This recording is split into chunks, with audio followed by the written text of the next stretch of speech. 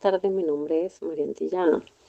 A continuación voy a exponer sobre las teorías de redes, cumpliendo con las exposiciones del curso de Teoría y Orientación de los Fenómenos Sociales, del programa de la Maestría de Educación, Mención, Orientación Educativa. Antes de iniciar con la exposición de teorías de redes, voy a dar una pequeña definición de la teoría de redes, que es una red y redes sociales.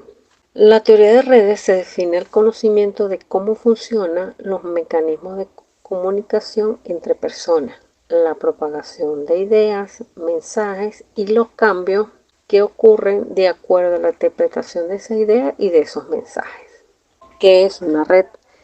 Es un conjunto de personas que han vinculado unas con otras para resolver problemas de la vida cotidiana, configuradas así en un sistema de relaciones y con el tiempo forman una macroestructura social.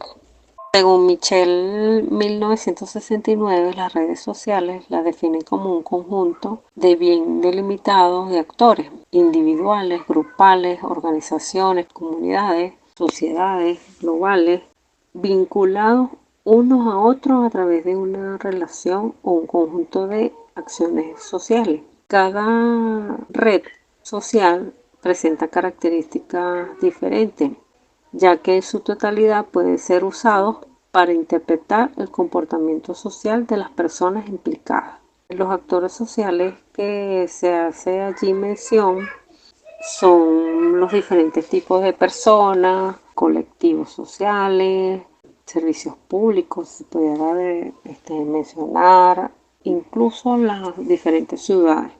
Para interpretar las acciones o el comportamiento de cada persona en las redes sociales, existen vínculos entre los actores, ya que existen diferentes elementos que implican dicho comportamiento. Entre ellos podemos mencionar el tipo de amistad, el respeto, la movilidad geográfica, el lugar donde se encuentra la persona, el contexto donde él se desenvuelve, entre otros. Una vez definidos los términos anteriores, voy a dar inicio a la exposición de las teorías de redes y los diferentes autores que las sustentan. Como primera etapa de esta teoría, se inicia entre los años 1930 y 1970, donde se caracteriza por el desarrollo de tres importantes escuelas.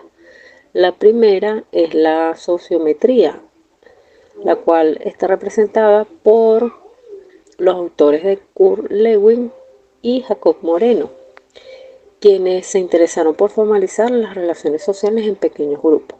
Estos autores también se basaron en hacer los diferentes análisis a través de los procedimientos matemáticos y fusionados con la sociometría, basado en los autores que allí en la lámina menciono, con el fin de dar cuenta de la estructura social de los grupos y mostrar la estructura del grupo, cómo afectaba el comportamiento de cada uno de los individuos.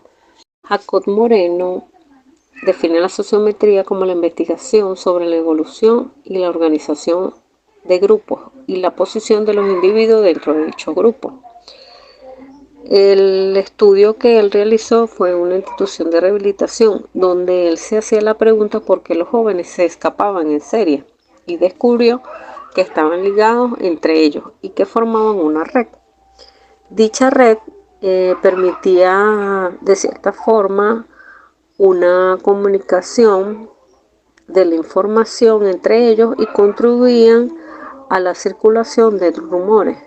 Por lo tanto, entre ellos buscaban era la solución a la situación que ellos estaban presentando o la situación donde ellos se encontraban, y ellos buscaban la manera de cómo salir de ese problema. Jacob hace referencia que que este conjunto de personas cuyos elementos ellos conocen, ellos pueden influenciarse mutuamente entre ellos y poseen, ya que ellos poseen un objetivo en común. Ellos están desligados a organizaciones y son independientes. O sea, ellos no están influenciados por otras personas más, sino que ellos actúan individual. Tienen un objetivo, ellos manifiestan ese objetivo y como es un objetivo en común que era salir de ese lugar, ellos se organizaron y buscaron una solución a esa situación que un grupo planteó o incluso hasta una sola persona lo haya planteado. Otro autor que sustenta la sociometría es Kurt Lewin. Él puso de relieve el hecho de que la concepción y el comportamiento de los individuos de un grupo con una misma estructura se escriben un aspecto social formado por dicho grupo y su entorno, configurando así un campo de relaciones. El modelo de cambio con Lewis es una fórmula general sobre los procesos de adaptación que una persona puede experimentar frente a nuevas condiciones. Este modelo afirma cómo las modificaciones de un sistema alteran el comportamiento de los miembros de un grupo, ya que cada elemento de la sociedad se ve modificado y el resto de las partes del sistema reciben una alteración en su medio o campo. De allí parte la teoría de este autor. Como segunda escuela de esta primera etapa de las teorías de redes, encontramos la estructura funcionalismo antropológico.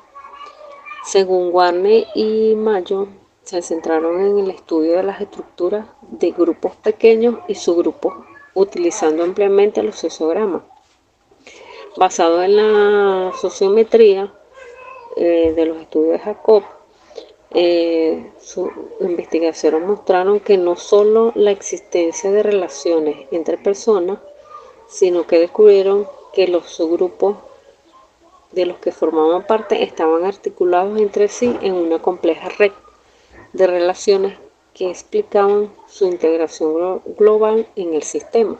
La tercera escuela de teoría de redes, en esta primera etapa nos encontramos en la escuela de Manchester, en los años 1950 y 1970, donde se encuentra el autor Barnes, donde analiza la importancia de las relaciones informales interpersonales como la amistad, el parentesco, la vecindad, de la integración en una pequeña comunidad de pescadores. Definió la red social como un conjunto de puntos que se conectan entre sí a través de líneas. Barnes fue el primero en utilizar el término de red, ya que él decía que la imagen que tengo es la de un conjunto de puntos, algunos de los cuales están unidos por una línea. Él utilizó este término para analizar los lazos que atravesaban los grupos de parentesco y las clases sociales de una comunidad específica. En la segunda etapa de teoría de redes, las décadas de 1970 a 1980, Carwin afirma que el análisis de redes no era tan importante el estudio de las relaciones existentes entre una serie de actores, como el patrón de relaciones que estos agentes tenían con el resto de la red, ya que dos individuos que no pertenecían a ese grupo podían tener un patrón de relación con el resto de los otros grupos. Entonces podían ser objetivamente intercambiables. O sea, una persona puede fácilmente influenciar en otro grupo. A su vez, ese grupo puede influenciar también a ese individuo. En esta tercera etapa, el análisis de redes en las últimas décadas, según Wasserman y Fausch, ellos plantean unas ideas y principios centradas en la teoría de redes sociales independientemente de las diferencias que puedan darse entre los distintos autores. Como primer punto, ellos plantean que los actores y sus acciones son contemplados como interdependientes y no independientes. Como segundo principio, ellos hacen mención de que los lazos relacionales de los actores vinculan transferencia de recursos, tanto materiales como no materiales. Tercer punto o principio, ellos hacen mención que los modelos contemplan la estructura de relaciones como entornos que bien proporcionan oportunidades o bien coaccionan la acción individual. Y por último, los modelos de redes identifican la estructura social, económica y política. Catherine Faust destaca en esta tercera etapa de teoría de redes que el análisis de redes sociales permite investigar una gran cantidad de problemas tales como los patrones de relaciones en comunidades, los tipos de organización social, la forma de acción política y la difusión de innovaciones, entre otros. Así como también Kaufman destaca que el parentesco y las relaciones familiares son redes sociales. En barrios, pueblos y ciudades las redes se relacionan y entrecruzan por todas partes. Para concluir, las teorías de redes y sus diferentes actores nos ayuda a comprender cómo un grupo de individuos se pueden relacionar a través de una red, ya que puede existir un vínculo o un objetivo en común para la solución de un problema. Para finalizar, coloqué un pensamiento de Kurt Lewin, donde dice que las sociedades se comportan como un campo de fuerzas en los que interactúan individuos y espacios en tensión.